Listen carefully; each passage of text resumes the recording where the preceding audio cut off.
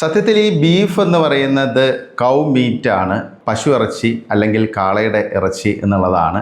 അല്ലാതെ പോത്തിൻ്റെ ഇറച്ചിയെ ബീഫായിട്ട് പൊതുവെ പരിഗണിക്കാറില്ല. പക്ഷേ കേരളത്തിൽ പൊതുവേ ഇത് ബീഫ് എന്ന് പറയുമ്പോൾ ഇതെല്ലാം ബീഫാണെന്നുള്ള രീതിയിലുള്ള ഒരു വ്യാഖ്യാനം ഉണ്ടാകാറുണ്ട്. ഇപ്പം പോത്തിറച്ചി കഴിക്കുന്നവരെയും ആ രീതിയിൽ, അല്ലെങ്കിൽ ഇപ്പം പോത്തിൻ്റെ ഫ്രൈനെ ബീഫ് ഫ്രൈ എന്ന് പറയുന്ന രീതിയിലാണ് കേരളത്തിലെ ഒരു സിറ്റുവേഷൻ. പക്ഷേ കേരളത്തിന് പുറത്തൊക്കെ പൊതുവേ ഇതിന് ഒരു ക്ലാസിഫിക്കേഷൻ കറക്റ്റായിട്ട് തന്നെ ഉണ്ട്. ഇപ്പോൾ നോർത്ത് ഇന്ത്യയിലെ എല്ലാ സ്ഥലത്തും ബഫല്ലോ മീറ്റ്, പോത്തിൻ്റെ ഇറച്ചി അല്ലെങ്കിൽ എരുമയുടെ ഇറച്ചി ലഭിക്കും, അതിലൊരു സംശയമില്ല.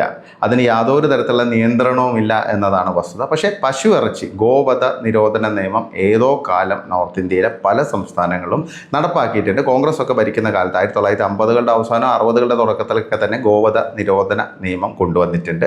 സാംസ്കാരികമായിട്ടും മതപരമായിട്ടും ആ രീതിയിൽ പശു ഇറച്ചി കഴിക്കുന്ന ഒരു സമ്പ്രദായം ആ നാട്ടിലില്ല. അതൊരു പാപമായിട്ട് കാണുന്ന ഒരു സിറ്റുവേഷനാണ്. അവിടെ വരുന്ന ബഹുഭൂരിഭാഗം ജനങ്ങൾക്കും ആ ഒരു ചിന്തയും ബോധവുമാണ്. അതിൻ്റെ ഭാഗമായിട്ടാണ് കോൺഗ്രസ് സർക്കാരുകൾ ഉൾപ്പെടെ ഇത്തരം നിയമങ്ങൾ കൊണ്ടുവന്നത്. പക്ഷേ അങ്ങനെയാണെങ്കിൽ പോലും ഉത്തരേന്ത്യയിൽ എവിടെയും പോത്തിറച്ചിക്ക്, ബഫല്ലോ മീറ്റിന് നിയന്ത്രണമില്ല. അത് കഴിക്കുന്നവരുണ്ടോ എന്നുള്ളത് ചോദ്യം. അപ്പോൾ മുസ്ലിം വിഭാഗക്കാരൊക്കെ ആയിരിക്കും കൂടുതലായിട്ട് കഴിക്കുക, അല്ലാത്തവരുണ്ട്, ഇല്ല എന്ന് പറയുന്നില്ല. നമുക്കൊരിക്കലും ജനറലൈസ് ചെയ്യാൻ സാധിക്കില്ല. പക്ഷേ ഈ പറയുന്ന ബഫല്ലോ മീറ്റിന് യാതൊരു തരത്തിലുള്ള ഒരു നിയന്ത്രണവും നോർത്ത് ഇന്ത്യയിലില്ല.